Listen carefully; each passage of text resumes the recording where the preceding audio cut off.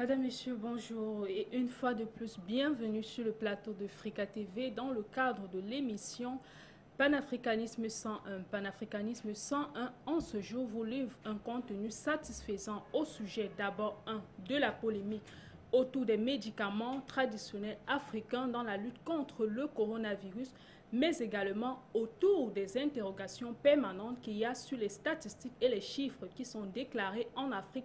À ce sujet, voilà, la pandémie de Covid-19 continue de faire davantage de ravages. Et à ce jour, les États mènent des efforts appréciables. Les médicaments scientifiques tels que la chloroquine et la zithromycine, dont l'efficacité ont été prouvées par le professeur Raoult, sont réputés pour être toxiques et avoir des effets secondaires. Cependant, les solutions qui viennent de l'Afrique suscitent des polémiques, qu'il s'agisse du Covid organique de Madagascar, de la potion naturelle de Monseigneur Samuel Cléda au Cameroun ou des tisanes naturelles du côté du Bénin et du Burkina Faso. L'Organisation mondiale de la santé continue d'être réticente quant à la scientificité de ces produits. Alors, à ce stade, l'Afrique ne semble pas s'arrêter là. Elle continue son combat qui vise à valoriser son génie. Alors ce soir sur Frika TV, nous allons débattre de ces questions. Mais avant de revenir sur notre plateau, nous prenons une petite transition.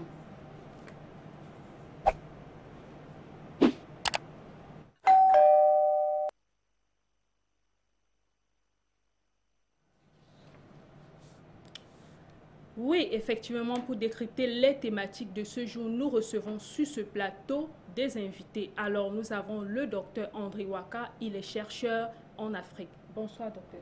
Bonsoir, et bonsoir à la télévision panafricaine, bonsoir le monde, bonsoir l'Afrique. Je suis très honoré d'être invité ce soir, surtout s'il est question de servir l'Afrique, car je suis un serviteur de l'Afrique. Merci. Nous sommes ravis de vous recevoir. Et à ma droite, nous avons M. Boudjou Mérimé. Bonsoir, monsieur. Bonsoir, Winnie, bonsoir à tous. C'est toujours un plaisir de parler des sujets aujourd'hui qui concernent l'Afrique, parce qu'aujourd'hui, l'Afrique a besoin d'être défendue, l'Afrique a besoin que sa voix porte, et nous sommes là pour ça, pour continuer à valoriser notre continent, parce qu'aujourd'hui, il faut le dire, nous sommes en guerre. Nous sommes en guerre contre le reste du monde. Au niveau de la communication, il faut dire qu'aujourd'hui l'Afrique a la possibilité de changer pas mal de choses, et il faut des Africains courageux pour le dire, et voilà, nous sommes là sur ce plateau justement pour défendre l'Afrique, c'est toujours un plaisir. D'accord, merci. Merci d'être sur le plateau de Frika TV. Alors nous espérons qu'ensemble ce soir nous allons pouvoir apporter satisfaction à nos téléspectateurs. Mais avant tout, nous allons écouter ce reportage qui va nous parler du Covid organique. Reportage.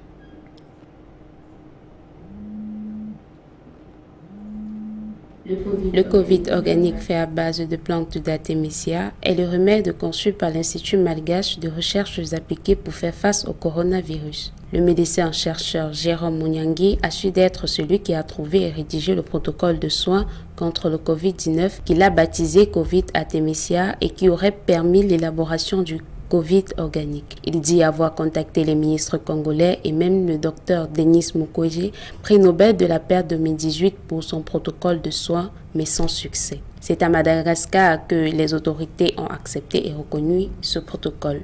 C'est d'ailleurs dans ce pays que la solution est produite en grande échelle et promise à l'export. Ironie du sort, c'est le président congolais qui a appelé son homologue malgache pour le produit du Congolais Jérôme Mouniangui. Cependant, plusieurs affirmations ne lui attribuent pas la paternité du protocole de soins contre le coronavirus, notamment l'Institut de recherche appliquée, en abrégé IMRA, qui refute les déclarations attribuant le mérite de la découverte du Covid organique aux chercheurs congolais, et précise également que son nom n'est pas sur la liste des scientifiques qui ont concouru à ce travail. Il affirme que le produit est constitué de l'Artemisia à plus de 60% et le reste d'autres plantes endémiques du Madagascar.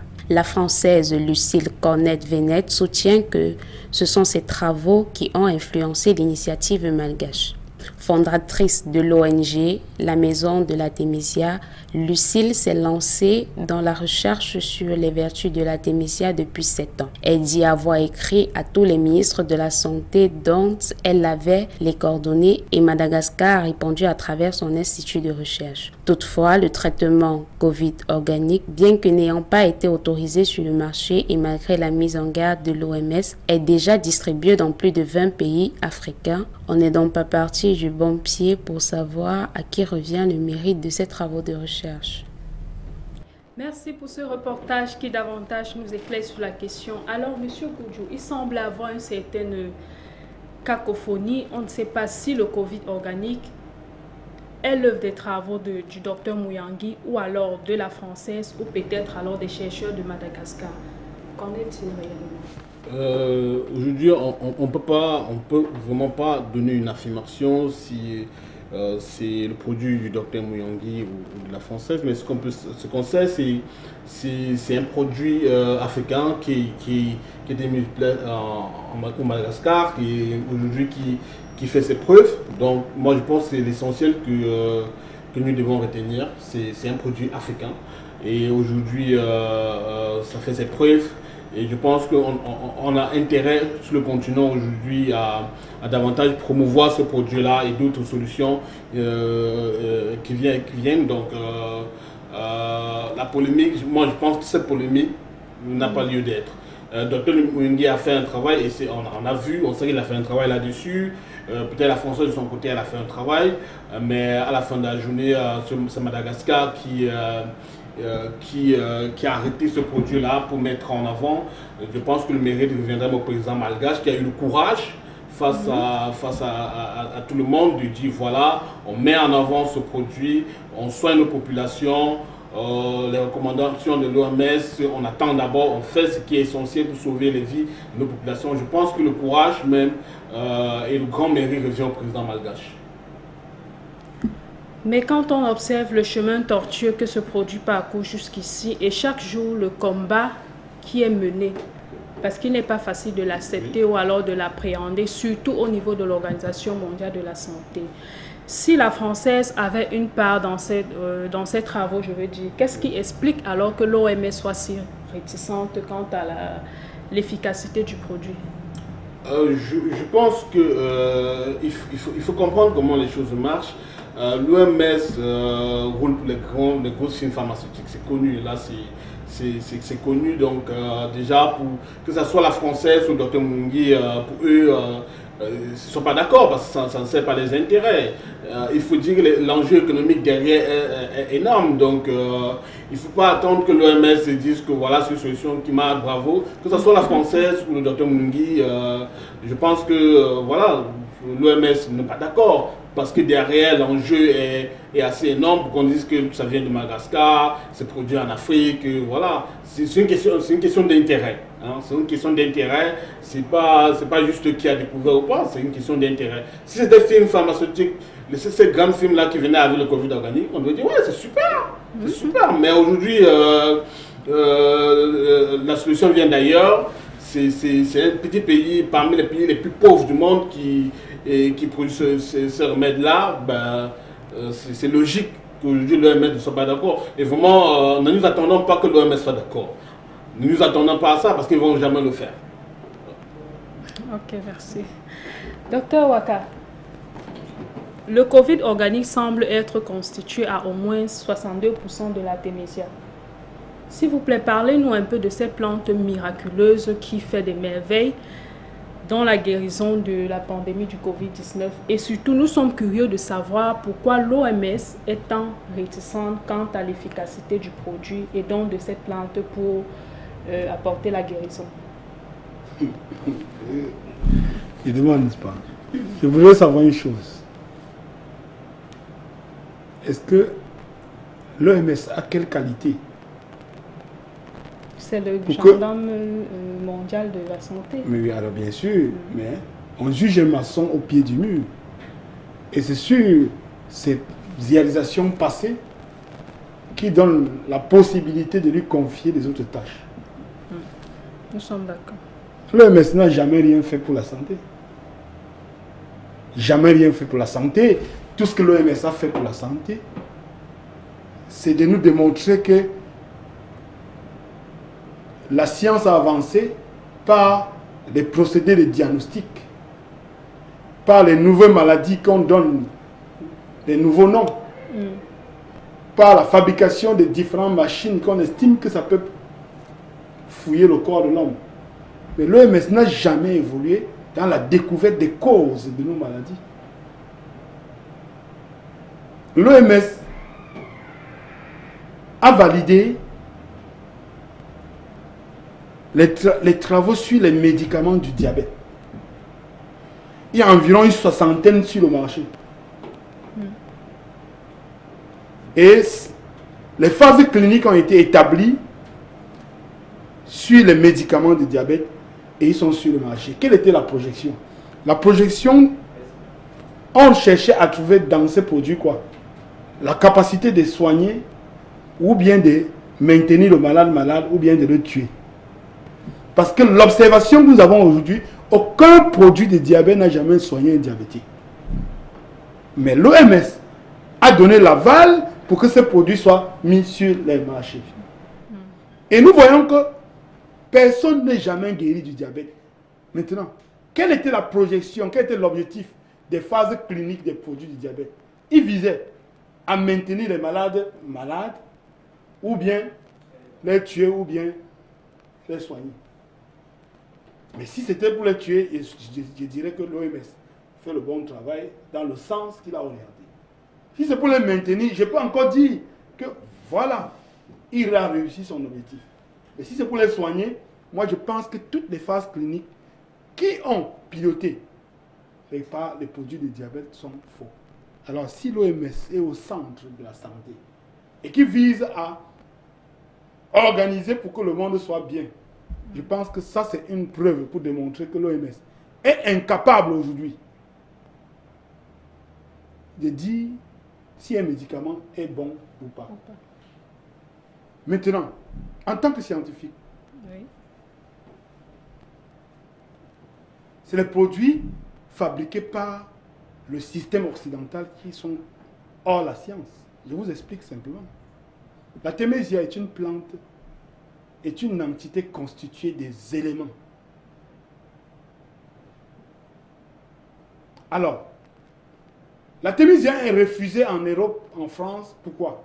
Parce qu'ils disent qu'à l'intérieur de la Thémésia, il y a des substances toxiques.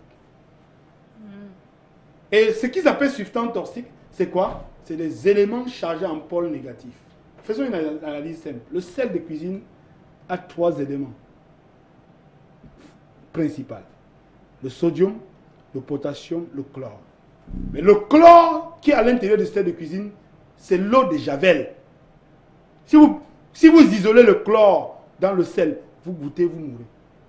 Mais quel est le rôle du chlore dans le sel? Parce que le chlore est chargé en pôle négatif, le sodium est chargé en pôle positif, le potassium en pôle positif.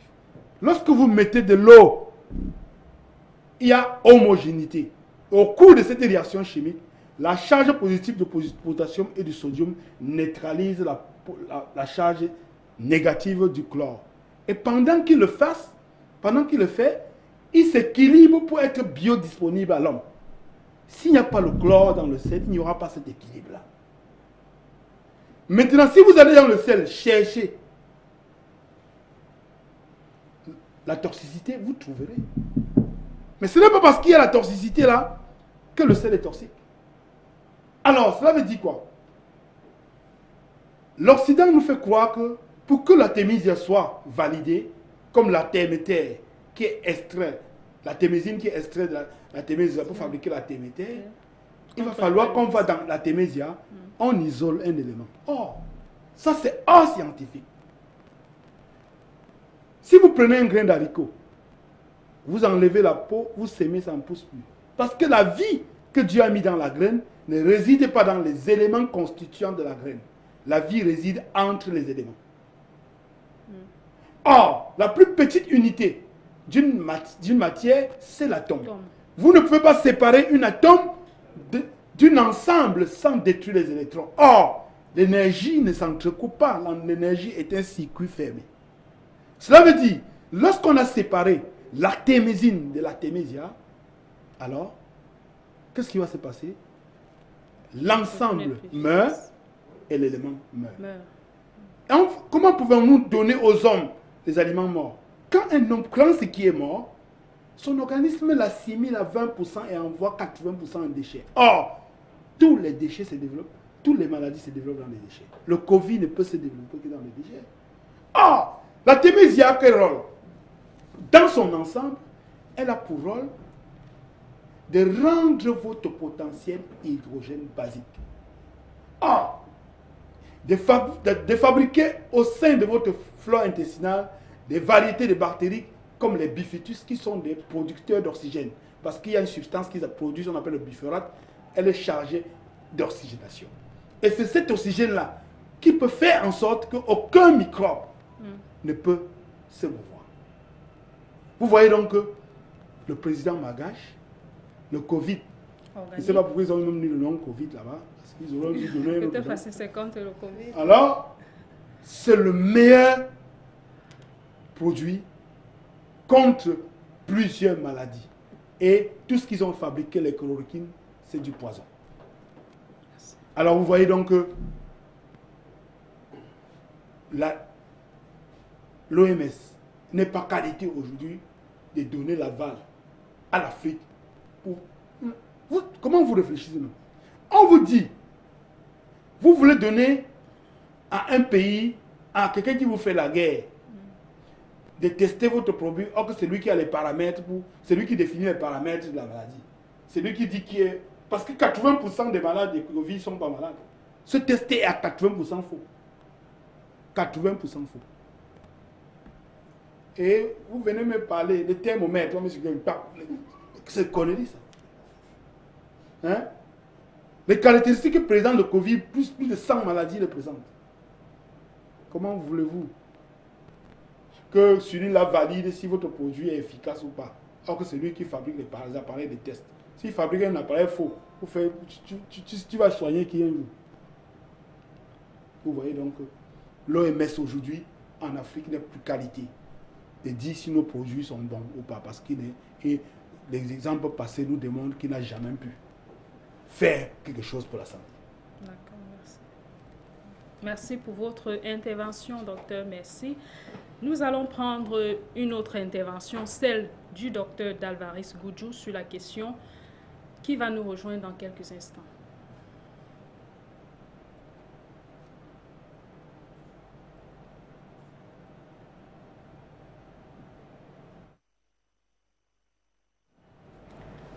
Bonjour, docteur Dalvaris. Alors, que pensez-vous du bras de fer qui perdure sans cesse entre l'Organisation mondiale de la santé et le continent africain, notamment au sujet des solutions africaines dans la lutte contre la pandémie de Covid-19?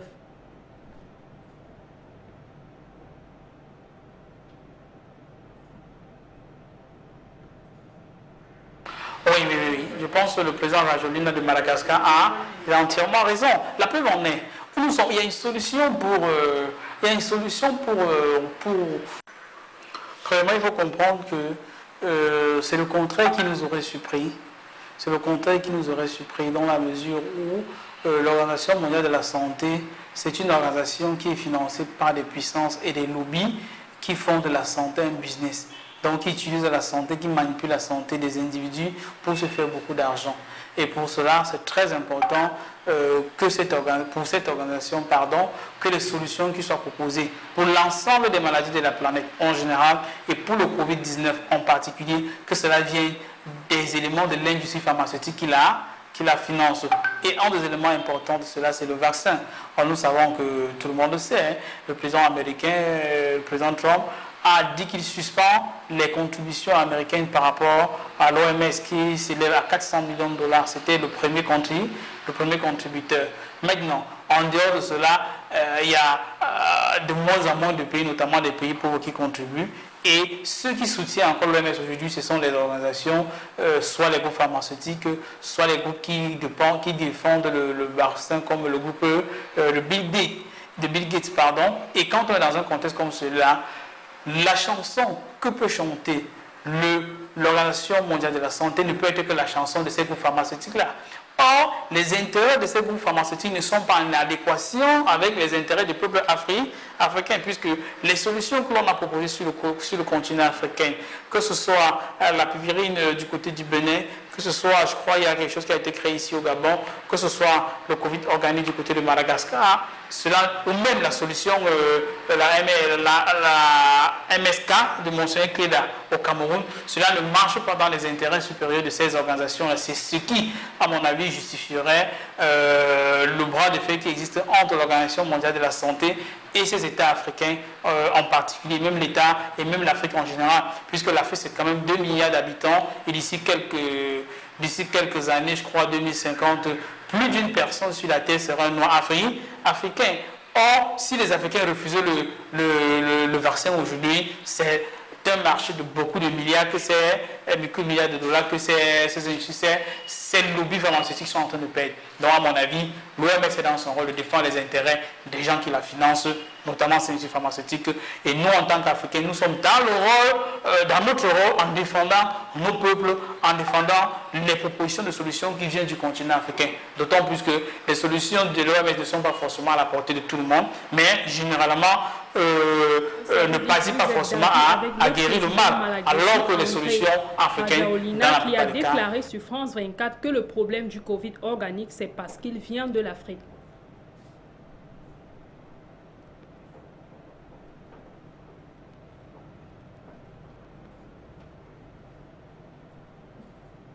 Oui. Je pense que le président Rajolina de Madagascar a entièrement raison. La preuve en est. Il y a une solution pour la pathologie Covid-19 aux États-Unis. L'OMS n'en parle pas. En Russie, la Russie soigne les malades du Covid-19 par leurs propres soins. L'OMS n'en parle pas. En Chine, il y a des propositions. C'est même pourquoi la Chine a pu faire face un peu au problème. L'OMS n'en parle pas. En France, par exemple, il y a un protocole qui a été mis en place par le professeur Raoult, qui est utilisé dans beaucoup d'hôpitaux. Curieusement, l'OMS ne s'oppose à rien de ces étapes. Vous avez vu, ils n'ont rien dit. Mais quand la solution vient d'Afrique, l'OMS sort de ses gonds. Pourquoi l'OMS ne parle pas à la Russie? Pourquoi il ne parle pas aux Américains? Pourquoi il ne parle pas aux Chinois? Pourquoi il ne parle pas aux Japonais, aux Coréens? Mais pourquoi quand c'est les Africains, l'OMS estime que ce n'est pas nécessaire? Je pense que logiquement, nous, Africains, nous devons être comme la caravane. L'OMS est en train d'aboyer et la caravane va passer. Merci pour votre intervention, Dr Dalvaris. Alors, M. Goudjou, nous revenons à vous. Tout à l'heure, vous avez soutenu, comme le Dr Dalvaris Goudjou, que l'Organisation mondiale de la santé défense les intérêts des grandes puissances. Mais quand on regarde au niveau du continent africain, qu'est-ce qui a été fait au niveau de l'Union africaine? Ou alors, qu'est-ce que nos dirigeants, certains présidents africains, ont fait pour défendre les intérêts de l'Afrique? Déjà, on peut regretter l'inaction de l'Union africaine. On n'a pas vu l'Union africaine réagir de façon très concrète avec des positions fortes. On n'a pas vu. Ben, ça ne nous surprend pas. On sait aussi qui finance l'Union africaine, donc ça se comprend. Au niveau des États africains, on a vu quand même certains pays qui se démarquent. On a la RDC qui se démarque dès le départ, dès la découverte du Covid organique. Elle a fait un appel avec le président malgache, et puis hier il a reçu, je pense, le docteur Mouyangué. Donc voilà, on a quand même des gens qui bougent. On a vu aussi également au niveau du Sénégal le président qui est quand même très actif. On ne peut pas dire que les chefs d'État ne font rien, ils travaillent. On voit, il y a d'autres qui ne font rien, oui c'est vrai. Mais il y a vraiment d'autres. Peut-être le chef de l'État il est présent. Au Cameroun, on l'a pas vu, même si son gouvernement travaille pour lui, mais lui, on n'a pas vu. En ce moment, il serait intéressant pour le chef de l'État, puisqu'il est le chef de l'État, de prendre la parole pour consoler les gens, pour rassurer les gens même. Mais bon, on l'a pas vu, peut-être il le fera. Le 20 mai arrive à grands pas, je pense qu'il y a une sortie, donc peut-être le fera, il va revenir dessus. Mais en ce qui concerne d'autres pays comme la RDC et Madagascar, voilà. Et parlant des chefs d'État également, je voulais qu'on souligne l'action du président burundais. oui, qui a expulsé l'OMS de son territoire. Je pense que c'est un acte courageux, parce qu'à un moment donné, il faut comprendre où sont nos priorités et il faut agir. Et voilà, donc je salue cette action-là. C'est un message également qui passe à l'OMS pour dire l'Afrique aujourd'hui, ce n'est plus l'Afrique d'hier. C'est plus l'Afrique où on peut faire tout et de n'importe quoi. Aujourd'hui, les Africains sont capables de se défendre. Et je pense que si davantage les voix se lèvent et que si les gouvernements africains se mettent ensemble et peuvent faire face à l'OMS, je pense qu'aujourd'hui, on a la possibilité, on a le pouvoir de le faire. On a des chercheurs, on a des économistes. Vraiment, l'Afrique aujourd'hui a tous les atouts pour obtenir véritablement son indépendance vis-à-vis de ces grosses puissances-là. Donc, je pense qu'il faut agir et il faut surtout saluer et encourager les gestes comme celui du président burundais ou celui du président de Madagascar qui essaie de sortir de cette zone de confort où on a été confiné pendant longtemps. Merci pour votre intervention. Docteur Waka, quand on regarde aujourd'hui ce qui se passe sur le continent africain avec le Covid organique et tout le combat que cela suscite, tout à l'heure dans vos propos, vous semblez remettre en question l'Organisation mondiale de la santé sans vouloir vous attaquer. Est-ce que l'Afrique peut réellement faire sans l'OMS dans le domaine de la santé? Est-ce que l'Afrique peut s'en sortir sans l'OMS? Si oui, en tant que chercheur, comment est-ce qu'on peut penser à implémenter une OMS africaine, disons un peu comme ça? Si l'Afrique peut réellement faire sans l'Organisation mondiale de la santé, peut-elle s'en sortir? Oh, vous me faites rire. Cette histoire-ci me fait un peu rire. Je demande, n'est-ce pas? Oui, docteur. Qu'est-ce qui cause les maladies? Les bactéries, les germes, les microbes. Les maladies, l'être humain que nous sommes est une machine en perpétuelle reconstruction. Cela veut dire quoi? Ça veut dire que nous sommes des êtres éternels. Mais on meurt pourquoi? C'est notre contribution à la vie de manière négative qui nous réduit. Quelles sont les premières choses qui réduisent l'homme aujourd'hui en Afrique? C'est l'alimentation. Parce que nous sommes le produit de l'alimentation. Qui a dénaturé l'alimentation avec les engrais chimiques? C'est pas l'Occident. C'est l'Occident, la pollution, les industries. Qui allait au sol sortir le pétrole pour dire qu'il va utiliser dans l'énergie pour produire le métal? Tout a commencé par ces gens-là. Les maladies existent aujourd'hui parce que le processus qu'on a enseigné au monde les conduit au trou pour qu'à chaque fois, ils ont besoin des aides et ils viennent en secours. Ils viennent tendre la main. Ils viennent faire comme s'ils venaient faire des secours. Monsieur, madame, je vais vous dire une chose. Jusqu'à nos enfants, le paludisme tue des milliers d'enfants par an en Afrique. Je veux vous dire, le paludisme n'est pas causé par le moustique. Je vous ai démontré ici la dernière fois. Qu'est-ce qui cause le paludisme? C'est le lait, le cérérac, le brédilac. Parce qu'un enfant de moins de 6 mois ne peut pas assimiler les céréales. Son organisme n'a pas encore la capacité d'assimiler les céréales. Et par conséquent, 80% de cet aliment va en déchet. La chose encore la plus pire, c'est que on interdit à l'enfant aujourd'hui de ne pas boire de l'eau. À l'hôpital. Et l'eau est cautionne. À la naissance.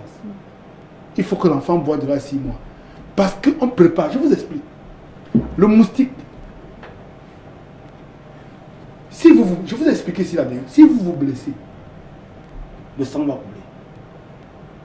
À un moment donné, si la blessure est légère, le sang va s'arrêter tout seul.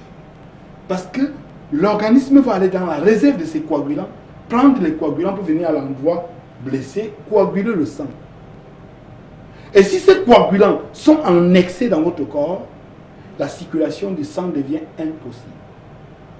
Il y a un système qui s'applique à toutes les entités vivantes, on appelle le système homéostasie. système d'équilibre. Lorsque le moustique vous pique, il vous transmet un anticoagulant.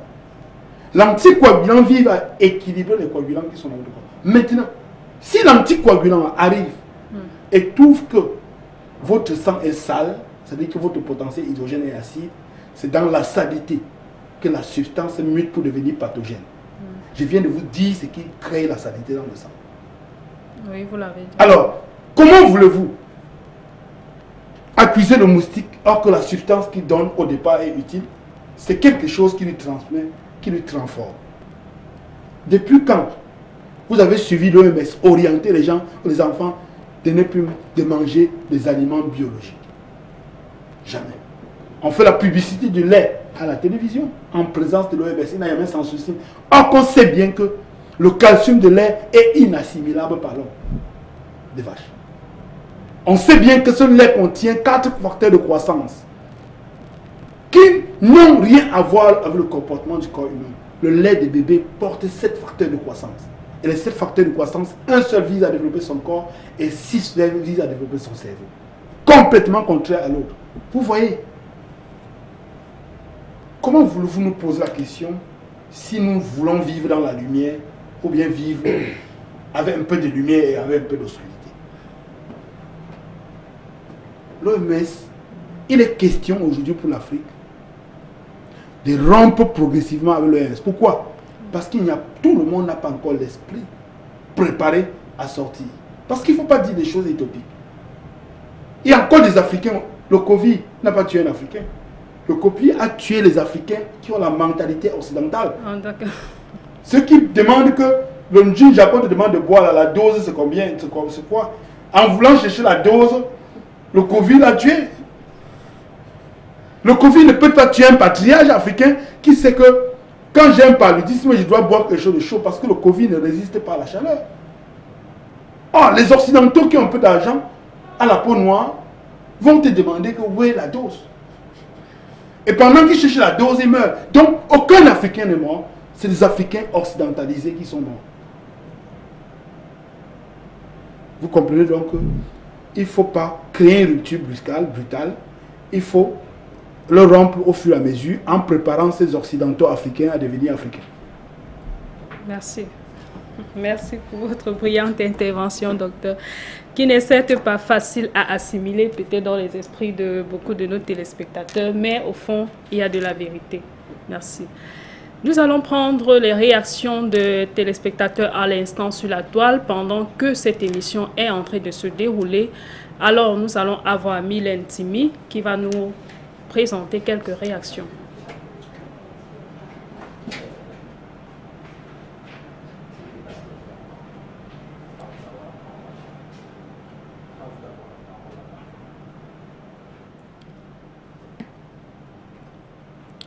Chers téléspectateurs, nous vous revenons dans un petit moment. Alors, Monsieur Goudjou, nous allons continuer avec vous. Quand nous regardons par exemple le cas du Cameroun, on voit une certaine... il y a tout un trouble qui se passe. Par exemple, on a eu cette semaine la fermeture de la polyclinique Marie-O. Toujours au fond se cache la problématique du Covid-19. Quelle est votre analyse? On a vu la décision que le ministre de la Santé a prise. Il a ordonné la fermeture de cette polyclinique. On ne sait pas si c'est à cause de la facture tant élevée ou alors à cause du décès du patient de Covid-19 qu'il y a eu dans cette clinique.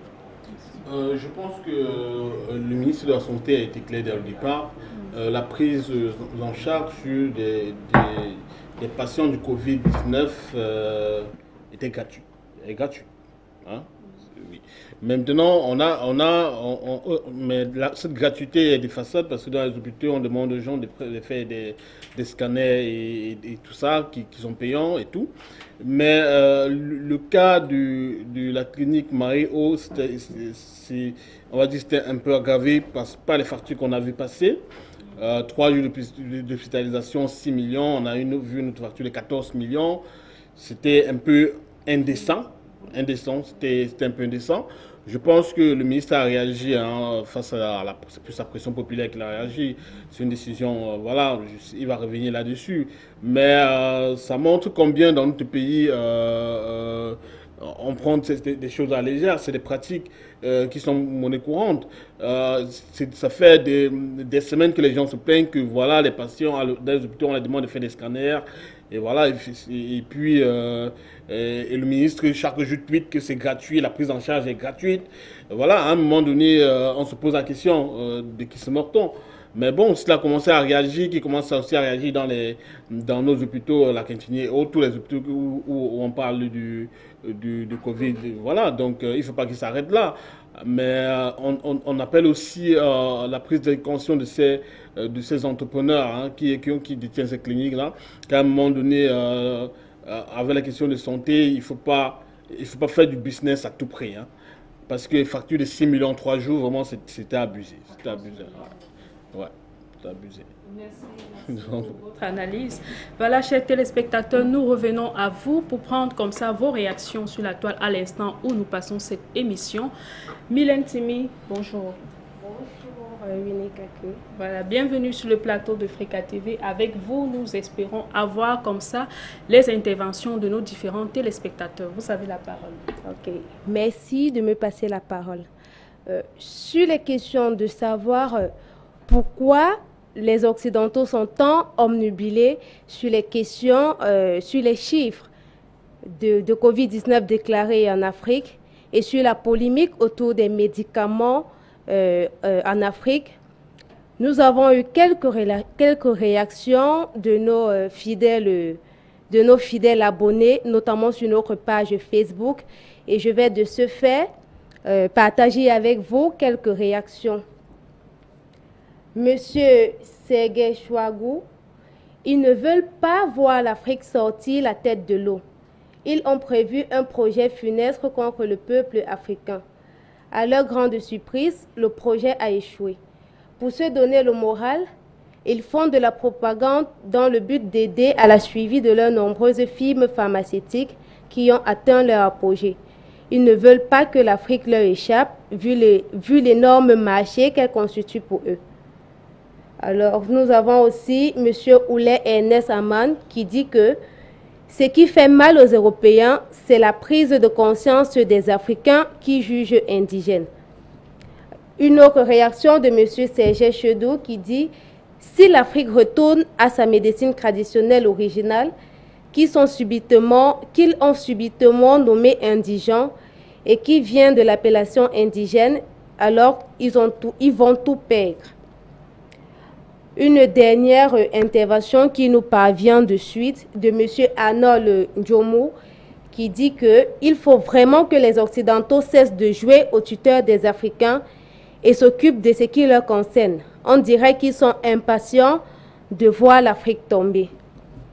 Alors, c'est tout pour nos réactions aujourd'hui. Merci Mylène Timi pour ce moment. Merci d'avoir partagé avec nous les réactions de nos différents téléspectateurs. Merci. Nous revenons à vous. Okay. Chers téléspectateurs, nous abordons le deuxième axe de cette émission où nous allons parler des interrogations permanentes au sujet des chiffres et des statistiques qui sont déclarées en Afrique.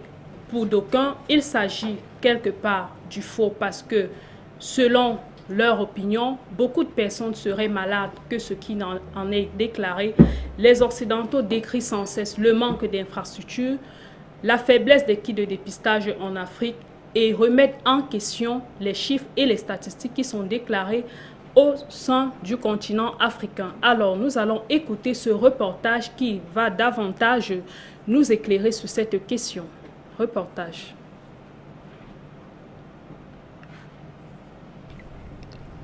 C'est en mi-décembre 2019, dans la ville de Wuhan, en Chine centrale, que l'épidémie du coronavirus s'est déclarée.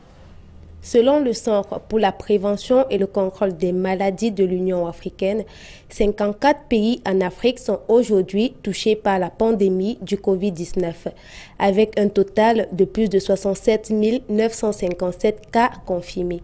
Les cas les plus récurrents sont notamment en Afrique du Nord, plus précisément en Égypte, où l'on enregistre 10 431 cas contaminés, dont 556 décès et 2980 guérisons. En Afrique centrale, le Cameroun est à la tête des pays infectés avec 2500 cas contaminés, soit 136 décès et 1545 guérisons. D'après les statistiques faites dans les pays d'Afrique de l'Ouest, le Ghana est aujourd'hui compté parmi les pays qui ont atteint la barre de 5000 cas contaminés avec près de 5408 cas enregistrés, dont 54 décès et 514 guérisons. Tandis qu'en Afrique australe, l'Afrique du Sud a passé la barre de 10 000 cas confirmés, soit 219 décès et 4745 guérisons sur 12 074 cas enregistrés, a annoncé il y a quelques jours le ministère de la Santé de ce pays. En 2 mois de lutte contre le Covid-19, l'Afrique reste le continent le moins infecté du monde. Ainsi, comment expliquer qu'un continent qui n'a pas d'infrastructure, avec un système de santé précaire, réussit à enregistrer un taux de guérison élevé et un taux de mortalité assez bas? D'après un responsable de l'Organisation mondiale de la santé, il est possible qu'il existe de nombreux autres cas avec des symptômes bénins qui n'ont pas entraîné de visite à l'hôpital et ne sont donc pas détectés ou signalés. Seuls les cas graves arrivent à l'hôpital et sont testés. En outre, le chercheur anthropologue Alfred Barbeau affirme que, face à la crise sanitaire liée au coronavirus dans le monde, et cette tendance à toujours reproduire de façon frénétique et irréfléchie les solutions occidentales, l'Afrique se retrouve aujourd'hui moquée par l'Occident lorsqu'elle prétend avoir un remède à un virus qui a révélé les apories d'un modèle occidentalo-centré. Très peu de crédibilité est accordée au savoir et à la recherche des Africains, surtout s'ils ne sont pas en accord avec les institutions réputées telles que l'Institut Pasteur ou tout autre centre de recherche européen ou américain. Toutefois, il n'est pas dit que les recherches engagées dans les pays africains ne sont pas à féliciter. Par ailleurs, les efforts menés par Madagascar, le Bénin et le Cameroun doivent appeler le continent à plus mettre en avant sa propre recherche scientifique. Justement, parlant de l'Institut Pasteur, nous avons vu encore la réaction du président malagaisi Andry Rajoelina qui a remis en cause les résultats de l'Institut Pasteur du côté de Madagascar en affirmant que ces résultats étaient truffés d'erreurs. Mais docteur Waka, nous voulons parler ici des statistiques et des chiffres qui sont déclarés en Afrique. Il semblerait pour les Occidentaux que ces chiffres ne sont pas assez satisfaisants parce que l'Afrique n'a pas assez de kits de dépistage, qu'il y aurait plus de malades que ce qui est déclaré. Je dirais même le contraire. On a trop gonflé les chiffres en Afrique. Ah bon? Il y a des pays qui gonflent les chiffres. Je ne sais pas ce qu'ils gonflent pour faire. Hein? Maintenant, quand vous parlez de développement, vous parlez de quoi? Entre le fou et vous, qui est plus proche à la nature? Non, entre le fou qui se couche au sol, il dort au sol, et vous, qui est plus proche de la nature? Le fou, c'est le fou. Et quand on est proche de la nature, cela veut dire quoi? Cela veut dire que on n'est plus protégé contre tout ce qui est nuisible. Vous avez vu quel fou qui a eu le Covid-19? Bon, peut-être qu'on ne l'a pas testé. Mais sinon, on ne l'a pas testé, il ne va pas mourir. Il va seulement mourir, non? Vous avez vu quel fou pendant les 2 mois-ci qui est mort, qui est couché en route, il est mort, on dit qu'on l'a porté jusqu'à ce qu'on l'a escorté pour aller l'enterrer parce qu'il a le Covid. Il n'y en a pas, parce qu'il ne peut pas mourir. Son potentiel hydrogène est basique, parce qu'il est en contact avec la nature. Je vous dis une chose. Vous croyez que goudronner partout, c'est une bonne chose? Non, madame. Les statistiques scientifiques démontrent que lorsque vous êtes en contact, vos pieds sont en contact avec le sol. 12 heures de temps par semaine. L'énergie que le sol vous transmet, on appelle ça l'énergie terrestre. Cela a la capacité de développer dans votre organisme mieux votre cortisol et en plus de vous désintoxiquer de certains déchets. Et c'est dans les déchets que les éléments se développent. Vous pensez que une maman qui est au village, qui régulièrement va au... Vous avez tous ces morts-là meurent à Douala.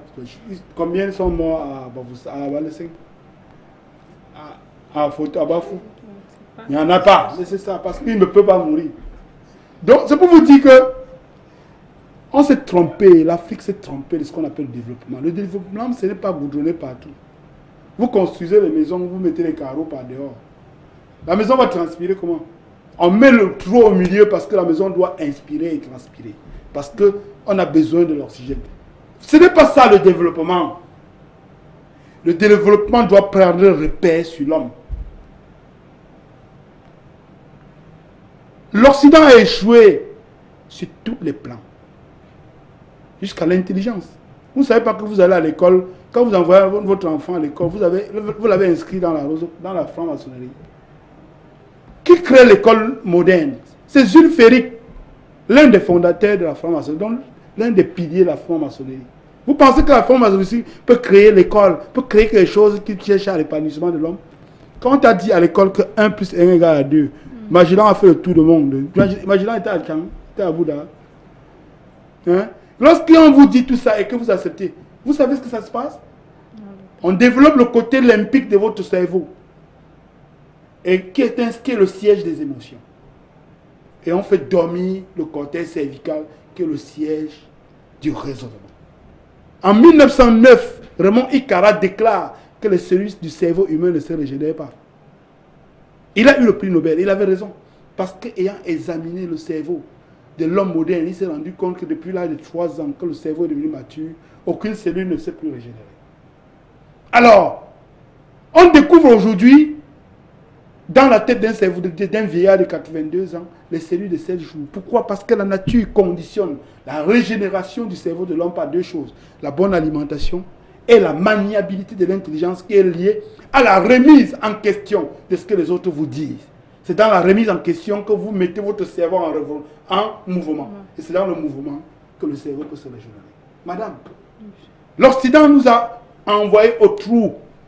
Le développement, ce n'est pas ce qu'il nous montre là. Ça, c'est la bêtise du développement. Donc, que je leur rappelle que l'Afrique est 1000 fois développée que l'Occident. Et c'est pour cela qu'une maladie comme le Covid ne peut pas se mouvoir. Et je le dis encore, aucun Africain n'est mort. Vous ne verrez jamais un patriarche Douala qui est mort, ou bien un bonbon, ou bien un chef du village qui est mort. Jamais. Voilà les vrais Africains. Aucun. Les Africains qui sont morts sont des Africains occidentalisés. Mais quel intérêt pour l'Afrique de gonfler les chiffres pour les pays africains de gonfler? C'est la question que je me pose. Peut-être, je ne sais pas ce que j'ai. Est-ce qu'il y aura un salaire? Parce que je connais un père qui est mort d'AVC, mais on lui a des restes Covid parce que ça a fait la guerre. Tout ça pourquoi? Je ne sais pas pourquoi. Donc c'est pour ça que je veux répondre juste aux Occidentaux qui disent que les chiffres sont petits, que nous on a même trop gonflé. Parce qu'il ne faut pas... Il faut faire très attention avec ce problème de Covid-19. Ce Covid-19 là, c'est comme une chance qui est arrivée à l'Afrique. Parce que cela a permis aux Africains de comprendre que les super scientifiques que nous on déclare tous les jours ne vaut rien. Et cela a permis à chaque Africain de se poser la question, comme je disais dans d'autres télévisions concurrentes, pour dire que vous êtes diabétique. Vous partez à l'hôpital, on vous met sur traitement. On vous soigne tous les jours, vous êtes toujours malade et vous êtes toujours là. Vous ne fuyez pas. Ton frère meurt de ça. Depuis 20 ans qu'il est là, tu es toujours là. Tu ne fuis pas. Toi aussi, tu commences aussi. Tu meurs demain, ton enfant vient, il commence aussi, il meurt. Toujours, vous êtes toujours là. Quel est cet endroit qui déçoit tout le monde? Mais on a toujours confiance. On nous a appris en science que le corps de l'homme est autoréparateur. Madame, votre foie, en 180 jours se régénère. Votre pancréas en 180 jours dans la globalité, si vous le soumettez à un processus normal, il va entrer dans ce qu'on appelle le processus de régénération perpétuelle. Qu'est-ce qui peut faire qu'un foie qui a eu un pancréas qui a eu un problème reste 20 ans? 20 ans représente 180 jours là, fois 24. Donc, le cycle 24 fois de régénération, ton foie ne s'est jamais régénéré. Et qu'est-ce qui empêche le processus de régénération? Aucun médecin ne se demande que... Mais, nous on est partis à l'école. Qu'est-ce qu'on nous a dit que le corps de l'homme est auto-réparateur? Maintenant, le processus de régénération, là, qu'est-ce qui empêche? Personne ne demande. Et vous savez pourquoi on ne demande pas? Non. Allez à l'université. Vous demandez à un professeur d'université que l'alphabet français a combien de lettres. Il va vous dire 26 lettres. Allez vous asseoir, comptez vous-même. Vous allez voir les C, c'est dit, les E accent grave, tout ça. Maintenant, cela fait quoi dedans? Mais si tu t'amuses avant de sortir de l'université, tu lui dis qu'il s'est trompé, il va te taper. Hein. Restons dans le cadre de... Ah, c'est un professeur qui allait... C'est pour vous dire que on vit dans un monde où on ment les gens tous les jours, même sur les choses qu'on ne peut pas vous mentir, vous êtes toujours là, vous êtes toujours d'accord. Donc l'Occident n'est pas développé. La connaissance est africaine. Les Imhotep, tous les architectes occidentaux ont appris en Afrique. Maintenant, ce qui est intéressant, que les Africains doivent retenir, c'est que la connaissance ne se transmet pas. La connaissance par transmission se dilue, monsieur. C'est-à-dire que si vous recevez quelque chose de moi, par transmission, il va falloir vous transmettre aux autres. Au fur et à mesure, jusqu'à la 10e personne, on dira plus ce que j'ai dit au départ. La connaissance est transcende. Nous avons créé des écoles de naturopathie ici. Nous ne voyons pas les élèves.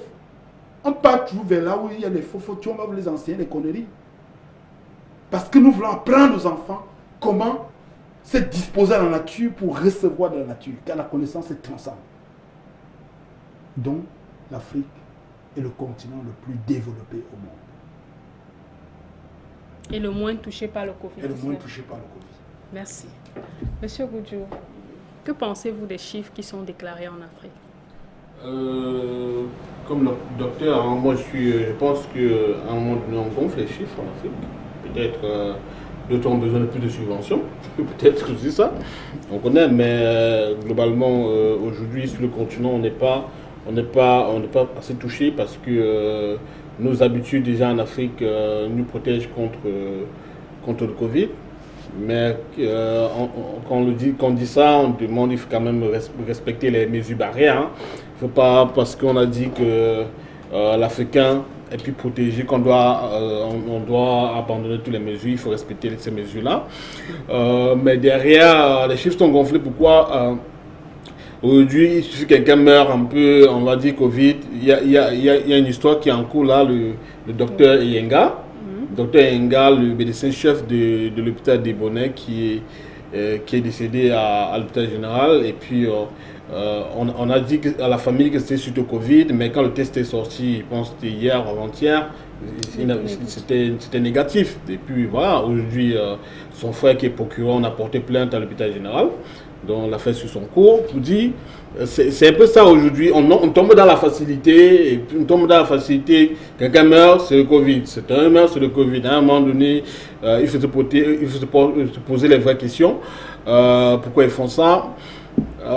J'ai eu entendre, hein, là vraiment je l'affirme pas parce que je n'ai aucune preuve, qu'apparemment on donne de l'argent à la famille quand quelqu'un meurt de Covid et tout, et que voilà, il y a même d'autres gens qui encouragent les proches, qui disent que non, il faut dire que la personne est morte du Covid, et puis j'ai entendu un truc comme ça. C'est vrai, on va se rapprocher pour vérifier ça, mais globalement aujourd'hui les Africains doivent davantage se protéger parce que même les chiffres là c'est beaucoup, on doit davantage, voilà, ça doit disparaître. On ne doit pas parler de Covid dans notre environnement, on a tout autour de nous, que ce soit notre Ndinja, le citron, tout ça. Je pense qu'on doit vraiment se protéger et éviter la distraction, parce que aussi l'un des buts de ce genre c'est de nous distraire et de profiter et insérer la maladie. Donc je pense qu'aujourd'hui on doit revenir à notre médecine. Et se protéger, renforcer le système immunitaire pour éviter ces maladies-là. Et le Covid nous apprend une chose. Pendant la Première Guerre mondiale, les Africains découvraient que le blanc pouvait mourir par balle quand ils les ont emmenés sur les champs de bataille. Aujourd'hui, les Africains découvrent que voilà, ces scientifiques-là, à un moment donné, quelque chose peut les dépasser. Ils ont fait des choses, ils ont créé tellement de choses, et puis on se disait que voilà, le blanc, la médecine occidentale ou la recherche est tellement avancée, aujourd'hui ils sont capables de créer l'humain, mais le petit Covid est en train de les détruire, et le petit Madagascar avec son Covid organique est en train de faire ce qu'ils n'ont pas fait avec les super laboratoires et les super scientifiques, pour dire qu'aujourd'hui l'Afrique doit rester droit dans ses bottes et être focus sur son développement, sur son épanouissement. On doit éviter la distraction. Aujourd'hui, le plus important est ailleurs. Le plus important, c'est de développer l'Afrique, faire reculer la famine, créer des infrastructures, créer de l'emploi pour des jeunes africains et tout ça. On doit vraiment être focus sur l'essentiel. Même si le monde est à l'arrêt aujourd'hui, l'Afrique doit profiter de ce moment pour repartir, pour se reconstituer, parce qu'on est sûr d'une chose. Dans les 2 prochaines années, tous ces pays vont se concentrer sur eux-mêmes. Il faut que l'Afrique profite pendant qu'ils sont en train de résoudre leurs propres problèmes pour essayer de sortir la tête de l'eau et faire face à eux d'égal à égal. C'est peut-être utopique, mais ça va arriver. Il suffit que la prise de conscience soit généralisée et que les Africains plus souches puissent faire comprendre aux Africains occidentaux qui sont très très nombreux dans nos États que voilà, une nouvelle Afrique est possible. Voilà. Merci. Alors, clôturons cette émission avec l'intervention du docteur Dalvaris Goudjou, où nous embrayons de manière exclusive sur le cas du Cameroun. Alors, docteur, quelle lecture faites-vous de la situation au Cameroun, surtout en ce qui concerne le protocole de Monseigneur Samuel Cléda et la mesure gouvernementale de fermeture de la clinique Marie-O suite au crash du décès du biteux de Covid-19, laquelle a suscité jusqu'ici la protestation de l'Ordre des médecins au Cameroun? Premièrement, par rapport à la solution de M. Cléda, moi je le félicite. La semaine passée, j'étais à ce bureau dans le cadre d'une organisation que j'ai participé à créer, GOSCAM, c'est le groupe des hommes solidaires du Cameroun, des jeunes hommes d'affaires. Nous avons échangé avec Monseigneur Cléda par rapport à sa solution et voir dans quelle mesure le GOSCAM peut lui apporter le soutien. Donc, on s'est entendu sur un certain nombre d'éléments pour lui apporter le soutien. Premièrement, parce que c'est une solution africaine à encourager, mais surtout, deuxièmement, parce que le Monseigneur Cléda soigne les gens du Covid-19 gratuitement. Il ne demande pas de l'argent. Et nous avons pensé que ce type d'initiatives doivent être encouragées, doivent être félicitées, doivent être soutenues. Mais là, c'est à contrario, c'est totalement en contradiction avec ce que font certains, je peux dire, opérateurs économiques, entre guillemets, qui opèrent dans le secteur médical au Cameroun, notamment une certaine clinique qui, selon les informations que l'on a eues, le monsieur aurait eu un AVC, il serait rentré à l'hôpital. Pendant plusieurs jours, ils ont 250 000 qu'on leur a donné, ils ont demandé que ce soit 1 250 000 qu'on a donné, et la famille demandait à voir le corps, ils ne voyaient pas. On a comme l'impression que le monsieur est décédé avant, mais ils n'ont pas voulu informer, ils n'auraient pas voulu informer la famille, jusqu'après ils disent qu'il est décédé et qu'il fallait l'enterrer, puis ce serait le Covid, alors qu'il y a beaucoup de documents. Il n'y a aucun document qui montre que le monsieur est décédé du Covid, comme si c'était une stratégie qui a été mise en place pour pouvoir stocker la famille. Et nous pensons que les gens ne doivent pas utiliser, je ne sais pas si c'est vrai, moi je suis au conditionnel, mais nous pensons que les gens, et c'est très lamentable pour le constater, le signaler en Afrique, que les gens utilisent de la maladie pour se faire de l'argent sur le dos des patients. Maintenant, il faut bien le dire, le ministre Madaoula Malachi a ordonné, en saisissant le préfet, pour la fermeture immédiate de cette clinique, vous l'avez cité. Vraiment avec des arguments. Parce que selon le ministre, la clinique n'est pas un centre agréé pour le traitement du Covid à Douala. Il y a des centres hospitaliers qui sont agréés pour le traitement du Covid. Donc, ils ne peuvent pas prétendre qu'ils ont pris en charge un malade du Covid jusqu'à son décès alors qu'ils ne sont pas un centre. Au pire des cas, ils devraient en principe informer un centre agréé et surtout diriger le patient vers le centre. Ils ne peuvent pas dire qu'ils vont gérer un malade du Covid du début à la fin jusqu'au décès de la personne sans que la famille ne soit informée et prétendent après que c'est du Covid. Alors qu'à côté d'eux, à 5 minutes d'eux, nous avons des centres agréés, notamment l'hôpital de la Kentini. À quelques minutes plus tard, nous avons l'hôpital général de Douala, etc., qui sont des centres agréés du Covid. Donc pour cela, je pense que le ministre est dans son rôle du surveillant par rapport à cette réalité-là. Merci, Dr Goudjou, pour cette brillante intervention. Alors, nous allons clôturer cette émission au cours de laquelle nous avons parlé de la polémique sur les médicaments qui viennent de l'Afrique. En tant qu'Africains, plus que jamais, nous devons avoir confiance en nos propres produits. Nous remercions nos invités. Nous remercions également tous les téléspectateurs qui nous ont suivis.